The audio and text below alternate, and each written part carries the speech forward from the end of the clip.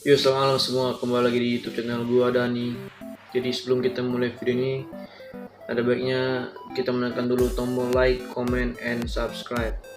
Dan jangan lupa bunyikan loncengnya. Oke guys, thank you.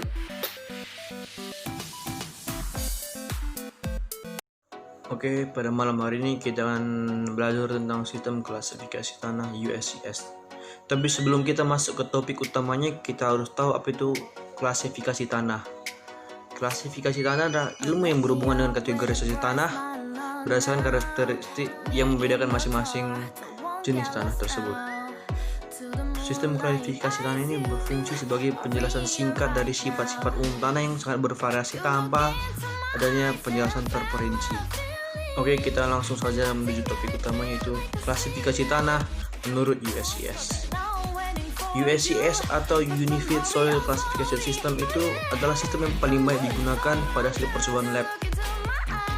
USCS memiliki 3 jenis kelompok utama, yaitu pertama partikel kasar yang terdiri dari pasir dan kerikil, ada partikel halus yang terdiri dari tanah lempung dan tanah liat, dan ada juga tanah dengan kadar organik yang tinggi, misalnya tanah gambut. Sistem tanah untuk keteknikannya lainnya yaitu ada AAS, ATO, Soil Classification System, dan the Modified Burmester. Oke. Yang pertama itu adalah partikel kasar. Partikel kasar atau yang tertahan pada saringan nomor 200 sebanyak 50%.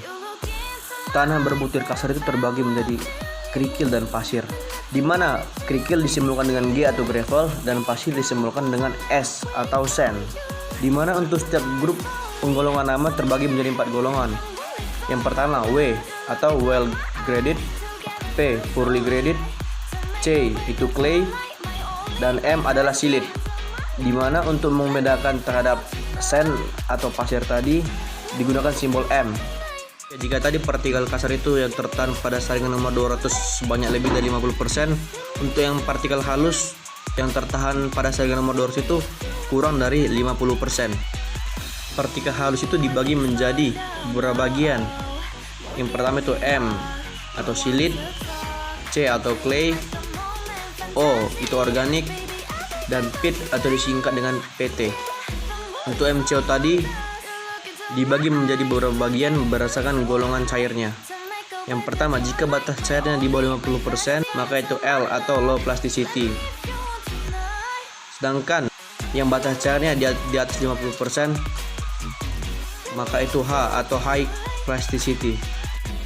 Untuk klasifikasi tanah berdasarkan sistem USCS tersebut digunakan tabel berikut, yaitu dengan cara eliminasi dari kiri ke kanan. Kita hanya perlu mengikuti step by step. Yang pertama, tentukan apakah itu gradasi kasar atau halus. Yang kedua, jika pada grafik terdapat plot LL dan PI, maka itu adalah gradasi halus. Gradasi kasar, tentukan apakah itu pasir atau kerikil. Jika 50% lolos dari saringan nomor 4, maka itu adalah pasir. Jika kebalikannya, maka itu adalah kerikil. Untuk pasir, Tentukan apakah itu pasir bersih, pasir halus, atau keduanya. Jika pada saringan nomor 200 tanah lolos kurang dari 5%, maka itu adalah pasir bersih. Jika lebih dari 12%, maka itu adalah pasir kotor. Jika 5-12%, maka itu adalah dual klasifikasi. Nah, untuk pasir bersih, klasifikasi lagi apakah itu gradasi baik atau gradasi buruk. Hitung koefisien keseragamannya dan koefisien kurvanya dengan rumus sebagai berikut. Tentukan apakah itu kerikil bersih, kotor, atau keduanya. Jika lolos 5% dari saringan nomor 200, maka itu adalah kerikil bersih. Jika yang lolos lebih dari 12%, maka itu adalah kerikil kotor. Jika 5-12%, maka itulah kerikil dual klasifikasi. Teman-teman semua, untuk dapat mengetahui lebih lanjut, dapat melihat tabel prosedur yang tertera di samping ini.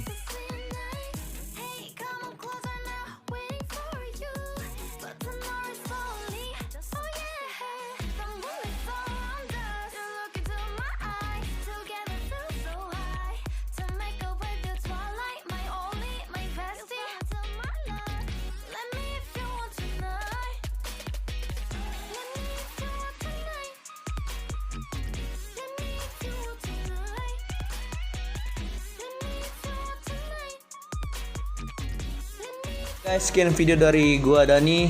Semoga bermanfaat ya buat kita semua. Mohon maaf jika ada salah kata. Saya Dani pamit undur diri. Bye.